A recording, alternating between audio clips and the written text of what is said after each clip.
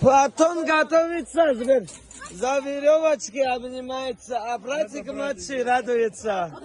Походу, братик все обиды вспомнил и решил от старшего избавиться. Вот как знаешь, как в Дагестане говорят, чем родиться в Дагестане младшим, лучше Африки старшим.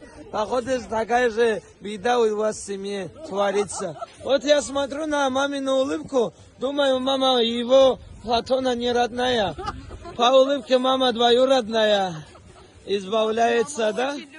Ага. Ты младшего любишь, потому что на него еще пособие получается, а на Платона она уже не видается.